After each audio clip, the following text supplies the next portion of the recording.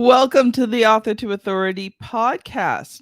And if you've wondered about audiobooks and the power that they have to help you build your business, then today's episode is for you.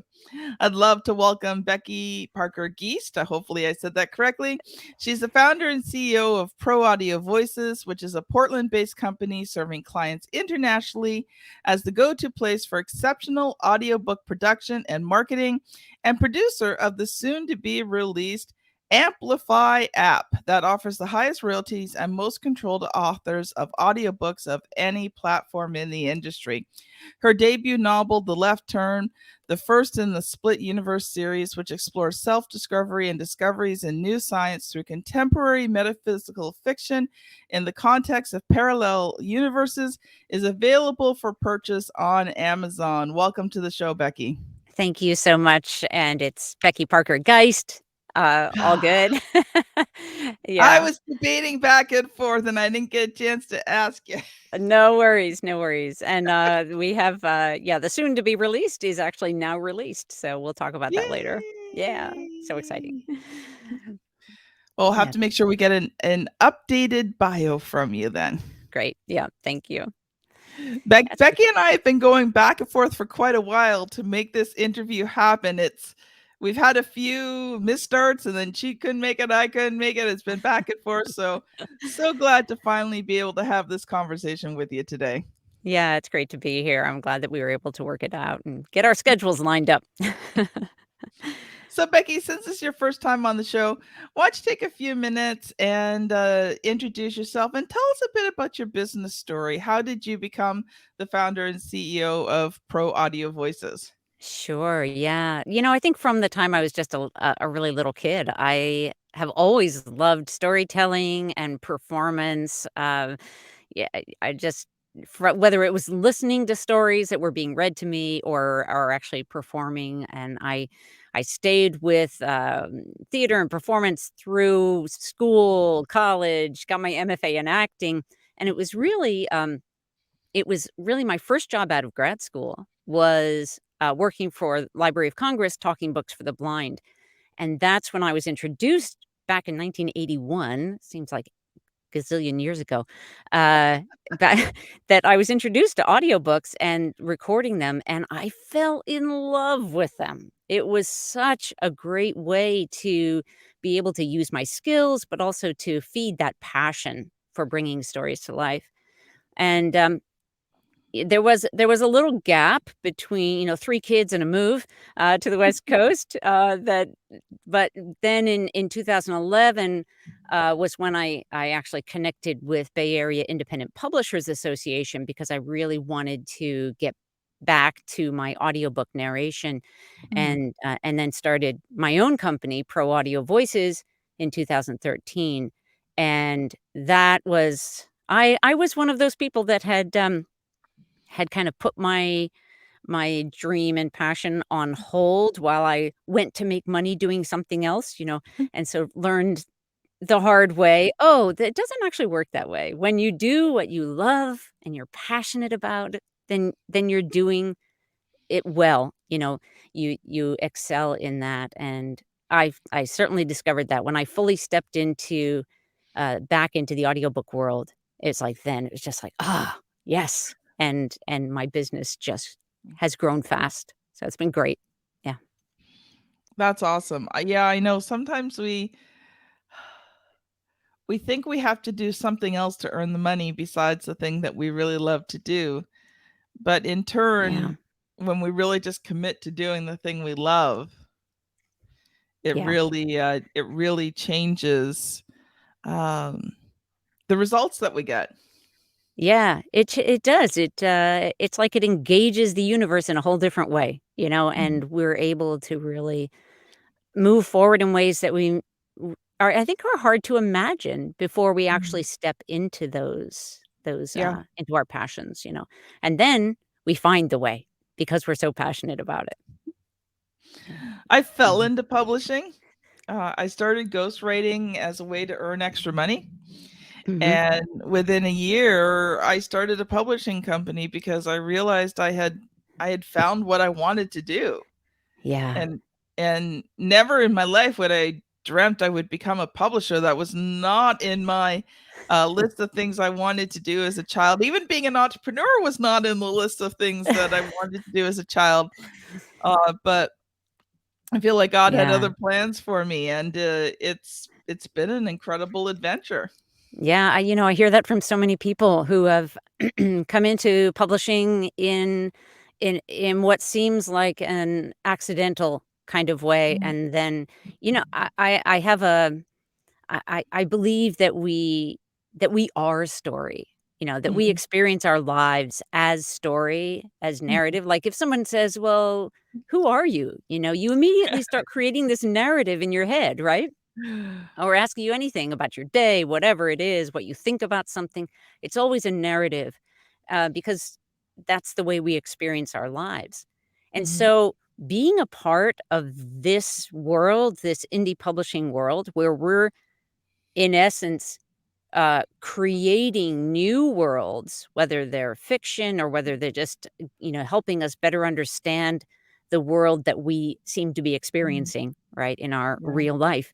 That it connects with us in a really mhm, powerful way. So it doesn't really surprise me when we find, when I'm talking with authors and people in the publishing industry to to hear um, how that has connected for them. mhm. Yeah. Yeah, yeah, most definitely.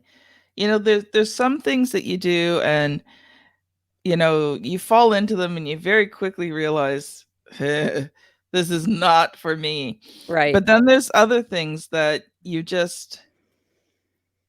don't even think about. You kind of fall into it, and it's like all of a sudden your eyes are open and you're like, wow, I never knew it could be like this. Yes. Yes. I think that's so true. That we find when we step into those passions. That we new vistas open up that we couldn't see. And I think that the fear that holds us back, the fear of, oh, I'm not going to be able to earn enough money. I'm not going to be able to whatever, but it's Yeah, most often, I think, being able to support myself with this endeavor. It, it's hard for us to see that until we take that step. And then yeah, when we do, we new ideas come, vistas open up for us. Yeah. yeah. So, And it's not always easy. Like there's times you have to do other things to bring money in. yep. And there's no shame in that, That's right. right? Like Absolutely. if your business isn't built up enough, or you know the reason I was able to take 20 years failing forward as an entrepreneur was because my husband had a good job. Yeah. Yeah. It allowed me the time. Now, yeah, we needed the extra money, but if I failed, I wasn't supporting the whole family on what I earned. Right. No, you're And absolutely right. so, Yeah. if you're listening to this and you have to take another job to support your entrepreneurial dream, do it, Yep. right? Yep. Bring the money in you need, work on it on the side, work hard on it, and it will hit a point where it's really hard, because I've talked to many people who've hit that point where, they're working and the business is taking off so much. And then you have to kind of decide, yeah, is it time to give up the income, which kind of cuts your income in half, because usually by this point you're making almost what you're making before. But Right. Right. when you take that leap and then you can grow the business bigger, it's such a beautiful thing. It is. Yeah. It's like, whatever that first step, it doesn't have to be jumping in with both feet. It doesn't have to Yeah. be, oh, I'm going to suddenly leave everything else behind. It's really about finding the way to follow your passion and still have your life work. Right. But not Yes. giving up your passion.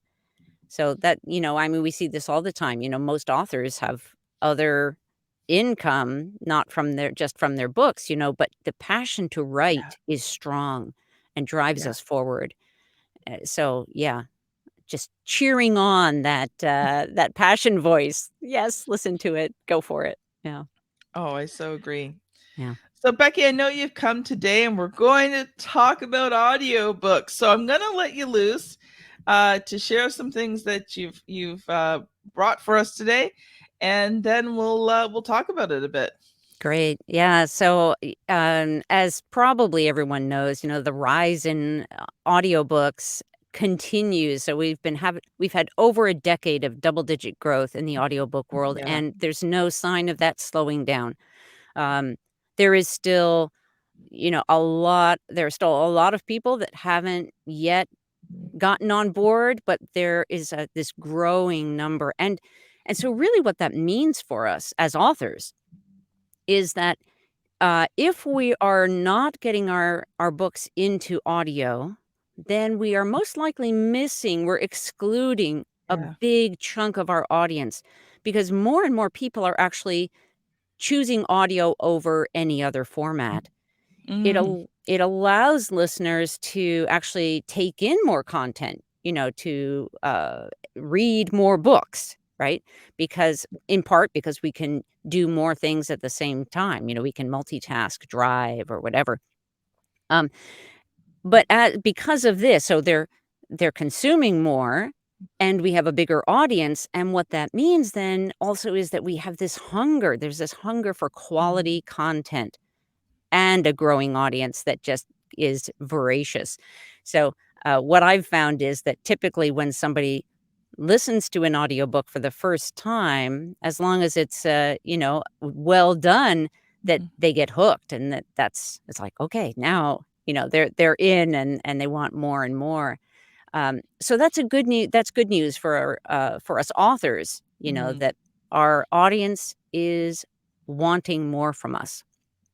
Yeah. I And gotta stop you there because guess what? I'm the anomaly. Oh. I listen to audiobooks and I fall asleep. I'm actually one of these people who prefers to read it. Okay, I yeah, and yeah, it's really funny because, I do the podcast. I am not an audio person. Like, my preferred learning is not audio. It's actually the one I don't like the most. interesting, mhm, But here's the thing, and here's a hint and tip as an entrepreneur. yeah, You can't just provide content in the way that you prefer. right, right, yeah, And so one of the reasons I do the podcast is because I recognize it's a valuable way for people to get the information they want in the format that they want. Now, I have actually really come to enjoy interviewing people. mhm, yeah, But when I look at the way I do things, I'm actually a reader. Now, that's not to say I don't occasionally listen to podcasts. I do every once in a while. I listen to podcasts. I know I'm a podcast host, but just being honest with you guys, but I've always wanted to make sure that I provide like tremendous amount of value. But yeah, I've tried audiobooks a couple of times and mhm, I was listening to them. And now maybe if I was doing something while listening to it, yeah. but the couple times I did, I thought, "Oh, I'll just relax and listen to an audiobook," and I'm like, I'm out like a light, man. That just it's like the You know melodic voice just Yeah, it's interesting, and it reminds me so much of a story. I was talking with, a friend of mine who we were in the same networking group, and his name is Trevor, and I was talking with him about audiobooks. He says, every time I listen to an audiobook, I just fall asleep and I'm driving and I don't want to be falling asleep while I'm driving. And I say, well, okay, I hear you.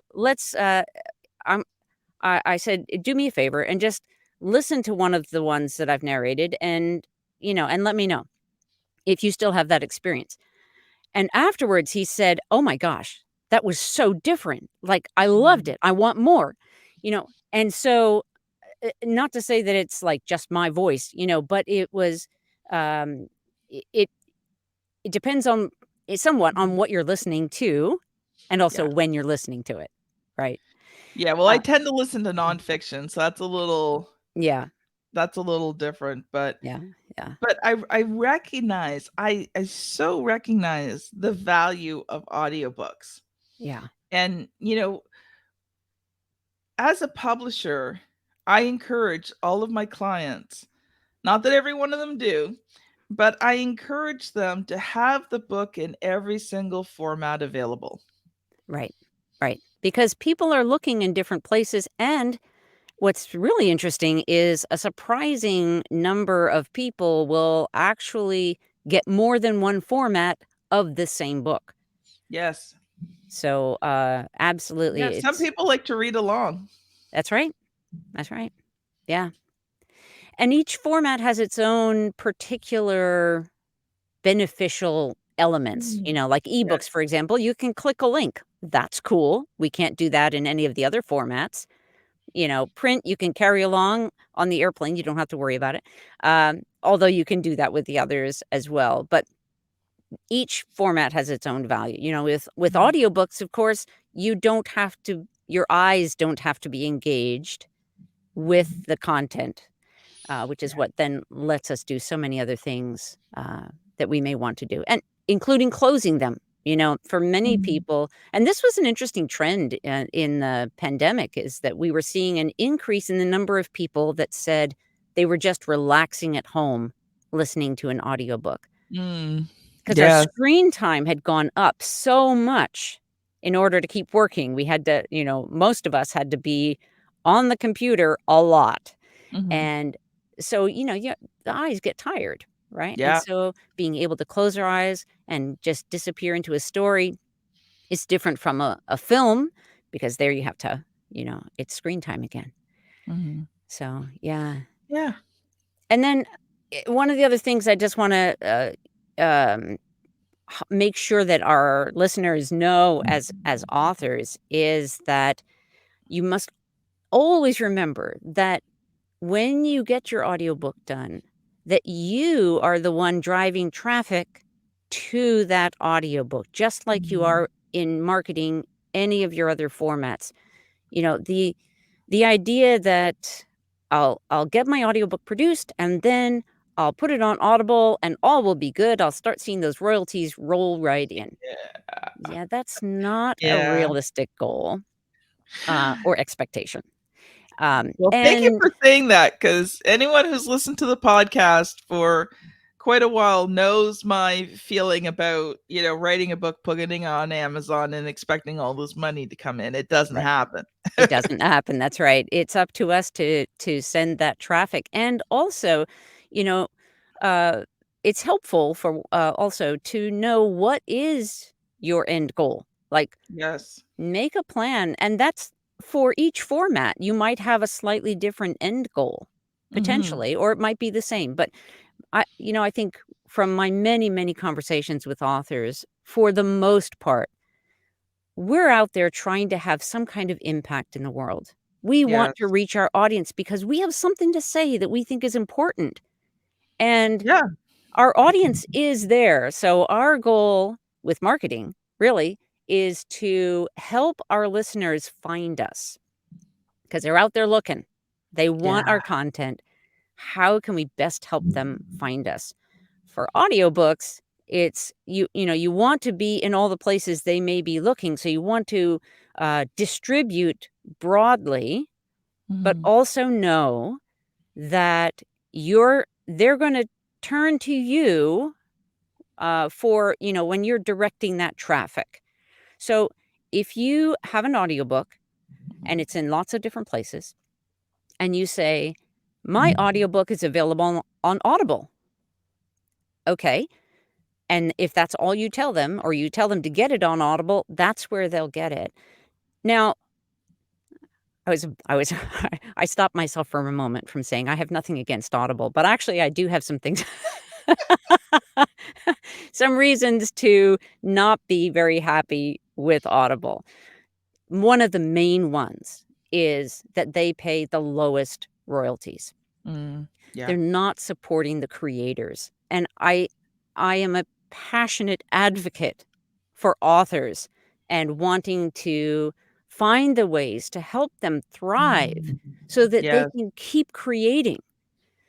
So, and we are actively making a difference in that realm, and, we'll talk about that a little bit later, but I just wanna I wanna highlight, this idea that you're gonna drive the traffic. So figure out what's the Mhm. best place for you to drive them to buy your books or audiobooks, ebooks, and then send them there, And it's perfectly fine and good to say, also available at your favorite retailer or Mhm. library or whatever it is.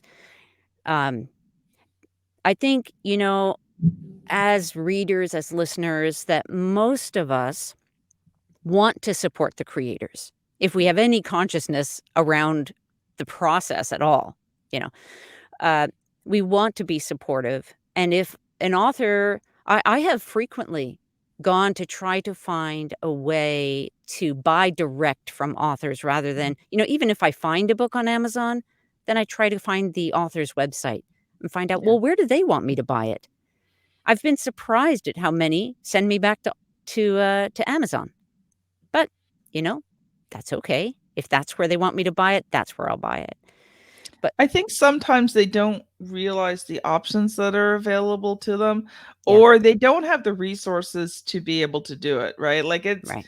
it's a little different to try and sell the book yourself. So, Yep. you know, even myself right now, because I'm working on everybody else's stuff. Like I don't have an audiobook yet because I spend so much time working on everybody else's books, I and I know. keep thinking, oh man, I gotta get this audiobook done. I know how important it is. Yeah. I'm hoping in the fall though, I'm bringing on more staff to release more time for me to work on some of my own stuff.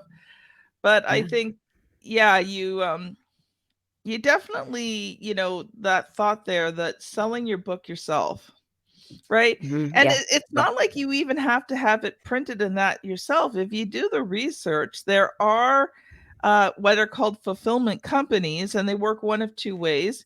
There are a few that you send them the order, they print the book, they ship it out. Right. The other thing that most people don't realize as authors is you can order author copies off of your Amazon back office. So you can just set up a simple website with a cart. You don't even have to have fancy software. You could just do PayPal. Yep. Yep. Get a Yep. PayPal button. Yep. Get a PayPal business account. Get a PayPal button. Put it on the website, and Yeah. they'll send you all the information when someone purchases it. You go in your Amazon back office, you type in all the information. Amazon prints and ships the book to them. Yeah. And when we talk about digital products, our ebooks and our Yeah. audiobooks, there are ways. So ebooks are the easiest because it's digital and it's a single file.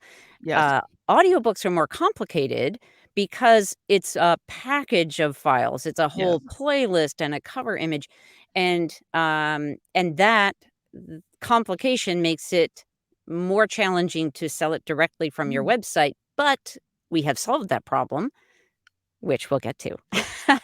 But yeah, so we'll talk more about that because there is a way to sell direct now that there wasn't before. Yeah.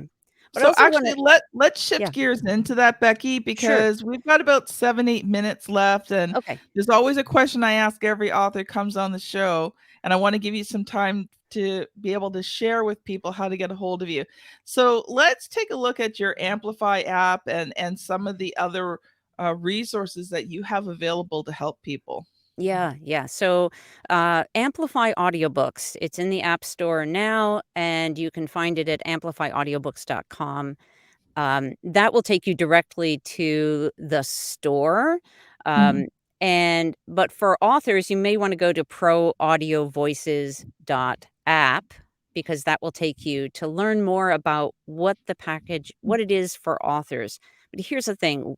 I've been working with authors for decades now Mhm. and um, kept seeing this frustratingly low royalties that authors were getting. And then I'd also have clients who would say, well, I want to run a promotion. How can I do that? Mhm. And you're just blocked out from all of those tools in the current Yes. regular retail models. So we created Amplify Audiobooks in order to give authors way higher royalties and much more control. So you earn actually 65% of the gross price that you set. You have complete control over your pricing. You can do promotions, you can do coupons, you get your own customer information, and that is incredibly valuable. If we think about oh, well, if I sell my audiobook on Audible, can I find out who bought it? They're never gonna No. tell you that. They Same with know. your physical books. That's right. They know how valuable that information is, and they're not giving it away. However, you as an author ideally want to build your community, your Mhm. following, and we are all about community and impact. Those are two of our core values, and so this app and platform are a way for authors to sell direct. So you have your Mhm. own store in the Amplify Audiobook store, and you have all the control that you normally would as the owner of the property because you are, right? So that's what we've put together and have just released literally last month. Took us longer. Boy, developing an app, that is a complicated, expensive process, I have to say. Um, and but we've gotten there, and it's so exciting to be able Mhm. to offer this because it is truly a game changer in the audiobook world, and I think in the indie publishing world. Wow, that sounds amazing. You and I are definitely gonna be talking more about this once we get off. Um, Becky, so here we're gonna switch gears again because Okay. here's the question that I ask every single author that's come on the show, and I know you've been writing for a long time, so Yeah. you could pick any book that you want that you think you'll give a great answer to this question to. But what has been the good, the bad, and the ugly about writing and publishing books? Okay. I'll focus on my most recent book, my novel, The Left Turn. The good, it was exciting to actually get through the publishing process. And my favorite thing was that we released it in audio first. Nice. Um, it you know, being in the indie publishing world for so long and a leader in the world as well of that, that realm, Mm. um, I thought it would be easier, that I would know the answers to the many questions that pop up more, Yes. readily, and I found myself more frequently than I expected turning to my colleagues and saying, How do you do this again? This piece again?" Um, so I would say the good, getting it done, and getting it out in audio first, um, which is also now an option where it Mhm. wasn't an option, available. And then, the bad. I just feel like just like you were expressing earlier, when you were saying, "Oh, I don't really have time for my own projects." Um, it's like that for me. I feel like, I can advise our clients on doing all these things, and I'm not always walking that talk with my own project, Mhm. really, because um, it hasn't been my highest priority, you know. Yeah. Uh, Pro Audio Voices, helping audio authors with audiobook production and with Amplify Audiobooks is my highest Yes. priority, and so that's where my energy has gone. Um, the ugly, hmm, I don't think I would actually describe any part of it as the ugly. Certainly some challenges, but Mhm. all just part of the process, and yeah. Well, I think you and I've been through it enough. We've seen enough with other people that uh it doesn't really apply, but I've had people on this show who had seen the ugly side, and I so felt for them because they had such a journey to try and get their books Mhm. published beyond what most people normally do. So I'm glad to hear that there's good and bad, but no particularly ugly there. Yeah, yeah. So Becky, we got about a minute or two left. So what I would love for you to do is to share one final thought. And then if people have been listening to this and they're like, I really need to connect with Becky. And if you have any free offerings, now's your opportunity to give it. Okay, great, thanks. Well, yeah, I guess the one other thing that I would have said, just in terms of a final thought or tip, is that if you are an author that has the idea in your head that you must be the narrator for your own audiobook, I would just want to say that that is not necessarily the case. And if that idea puts a little bit of panic in you or makes you feel uncomfortable, that just know that it is not required, whether your book's in first person, memoir, nonfiction, whatever. You have options.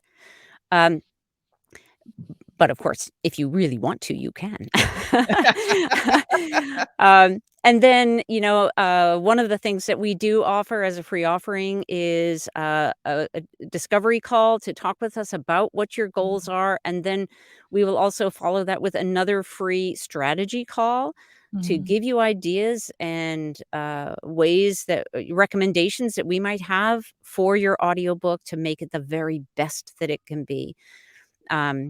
So the best way to find us to do that is to schedule that is at proaudiovoices.com. There's a contact button or, a get started button that will help you get that scheduled. And then, of course, Amplify Audiobooks. Please, if you don't have an audiobook yet, please join us as a listener and help us spread the word. It's a movement. We're really trying to make a big difference for a lot of people in the world. And it's going to take all of us to get the word out. That is awesome. Thank you so much, Becky. Thank you. I just want to encourage the listeners, go back and find other episodes. Yes, shameless plug here. But at the time of this recording, so Becky, just so you are aware, you are episode, let me find it here, 425. Woo! That's awesome. So there is a lot. If you're interested in book publishing, I will put a link to one of the other book publishings, but just take some time to explore a lot of the different topics that we have on here. Digest more than one at a time. You are allowed to binge the Author to Authority podcast. Yes, I know I'm going a little overboard, but I really do believe in this podcast, and I really hope that you enjoy it and take the time to listen to more than one episode. So this has been Becky Parker Geist and Kim Thompson-Pinder on the Author to Authority podcast. Thank you so much for listening, and we'll see you on the very next episode. Bye now.